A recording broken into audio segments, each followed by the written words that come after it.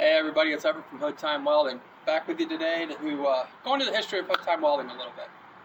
I know I always tell any of my customers that have come to my house that I'm right next to the high school, and as you can see behind me, I am right next to the high school. I work out of the two-car garage here.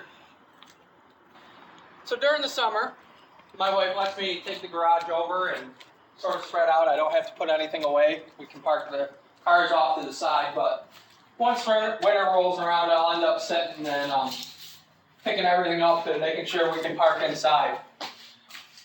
So, a lot of you don't know me, so I'll sort of go where this all started. I started welding way back when I was in high school. I went to the Votech school and got my degree from Votech 2 years. From there, I worked quite a few different welding jobs. I worked for dressers for a year. I was a low man on a total pole, so of course, union, I got laid off. I was on the road for a while. On the road, I was a millwright, rigger, pipe fitter, pipe welder, pretty much anything they needed. So it gave me a lot of different experience. Like I said, a lot of pipe welding. When I finally wanted to come home to settle down, I started actually out for a place where we fixed used car carriers. So that's where refabbing trailers isn't a big deal to me because I've done it before. Second nature. I did that for like 3 years. After that, I went to a place where we made expansion joints for all different industries. That one was actually one of my memorable ones because one time I worked on a fueling line for the spaceship. There was only 2 of us in the shop that they trusted to weld on it. I mean, it was a big 4-foot diameter pipe. And I thought that was pretty cool that it was me and one other guy were the only 2 they trusted on to actually weld on it. So I've had lots of certifications through the years and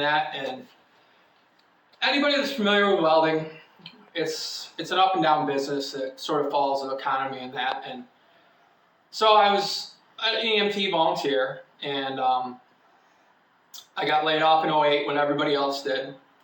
And my wife found paramedic class for me. So I took the course. I still didn't have a job and all that. And that's where it came to be that I'm a paramedic now, full time. Well, even though I stopped welding, I was still always a fabricator. I was always still making stuff, fixing stuff.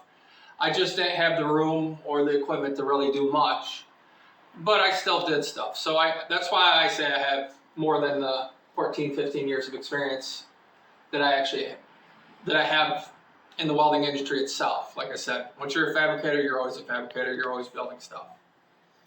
So once, it was about 1.5 years ago, my wife and I decided to move. We moved down here to Bradford, and I finally had the room, my garage, my lovely garage.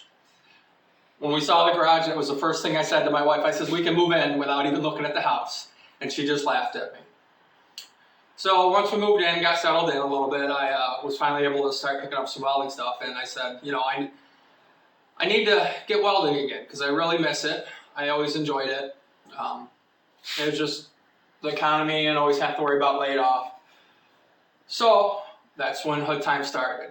Now the name Hood Time, if you're a welder, you already know what Hood Time is. But for those that aren't, time welding, when you're welding stuff, we call it you're under the hood or hood time. And that's the amount of time you have the actual hood flipped down and are running beads and welding stuff together. And I had told my wife when I was starting, I says, I need to get my hood time back in. I says, I got to get back to the old days when I could weld just about anything, anywhere, anyhow. And so I need to get my hood time back in. So when I was trying to come up with a business name, I was like, you know what? I'm going to call it Hood Time because that's the whole point of this business is to get back into welding and to get more time under the hood welding. So if you ever wondered what Hood Time means, that's why it's named what it is. So just figured I would sort of get that out there for the people that haven't stopped by and seen me. And like I said, you can see I have a limited shop. That's why some of my stuff, pretty much everything I make is handmade. I don't have a ton of tools. Slowly building up, but it's still going to take a while.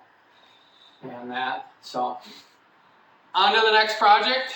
Thank you again for supporting me. As always, keep following. We're up to 780 now. We get up to that 750, or we're up to 580. I'm sorry. We get up to 750, and I'll do my next free giveaway. So as always, you have anything for me, message me, call, text, and we'll do it. Thanks.